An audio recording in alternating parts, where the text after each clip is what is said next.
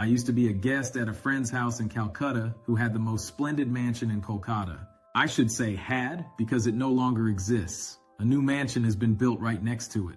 Whenever I visited, they would show me their house with the same enthusiasm, even though I had seen it many times before. They would show me everything, the swimming pool, the garden. Knowing this, I would always show interest as if I were seeing it for the first time. But the last time I visited, they did not show me their house. I was a bit surprised. Had something changed? I asked what the matter was and if they wouldn't show me the house. They replied, "What's there to show? Can't you see the bigger house next door?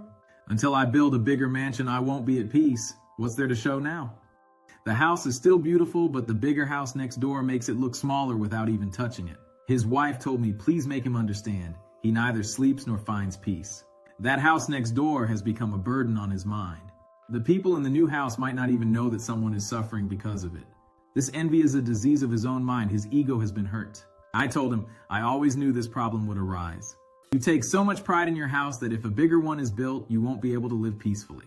I've always felt that this house owns you, not the other way around. You have made objects your master. I was afraid that a bigger house would eventually be built next to yours and you wouldn't be able to bear it. He became sick since the new house was built. It's all a matter of the mind. Life is a problem, a joy, a reality, and a fantasy. It all depends on how you interpret it, how you see it, and how you think about it. The mind is the forerunner of all actions. It is their chief. If one speaks or acts with a pure mind, happiness follows like an inseparable shadow. If you are unhappy, know yourself as the cause. If you are happy, know yourself as the cause. Don't take the cause outside yourself. That's the deception. This is what I call a religious revolution. The person who sees all the causes of their life within themselves becomes religious because now the matter is in their hands. They want to be unhappy, they know which seeds to sow. If they want to be happy, they know which seeds to sow. There's no longer any compulsion. If someone finds pleasure in misery, they can sow the seeds of misery with pleasure. No one can hinder them. But one thing you can't do, you can't sow seeds of misery and then complain about being unhappy. Drink poison with your own hand and then cry about dying. If you want to die, drink poison joyfully. If you want to live, don't drink it.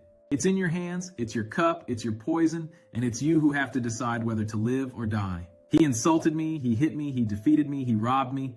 Those who harbor such thoughts cannot let go of their enmity. Let's understand with a story. Buddha had a disciple named Purna Kashyapa. He had certainly become perfect, hence Buddha called him Purna. One day Buddha said to him, Purna, now you have truly become perfect. Now there's no need to wander with me. Go, travel from village to village, city to city, and spread my message. Share what you have gained from me. Purna asked, Lord, in which direction should I go? Just point it out. Buddha said, choose for yourself. Now you are capable. There's no need for my guidance. Purna said, I will go to Sukhana, a region in Bihar. Buddha said, you are taking a risk. That place is not good. People are not kind. They are very wicked and enjoy causing trouble. They will harass you. They have never seen a monk in these yellow robes. They are very wild. Don't go there. But Purna replied, that's exactly why they need me. Someone has to go. How long can they remain wild? How long can they be left to live like animals? I must go. Give me your permission. Buddha said, go, but first answer my 2 or 3 questions. First, if they abuse you and insult you, what will happen to you? Purna replied, you ask me? What will happen? You know very well that I will be happy because I will feel that these people are good. They only abuse, they don't hit, they could have hit. Buddha said, okay, but if they hit you, what will happen in your mind? Purna replied, you ask me? You know very well that I will be happy thinking how fortunate I am that they only hit me. They didn't kill me. They could have killed? Buddha said, last question, Purna. If they kill you, what will happen in your mind at the moment of death? Purna replied, you ask me? You know very well that at the moment of my death, I will feel fortunate to be freed from a life where I could have made mistakes. Buddha said, now you go. Now you can go wherever you want. Now no one can abuse you. No one can hit you. No one can kill you. It's not that they won't abuse or hit or kill you, but now no one can truly harm you. The whole game is in the mind.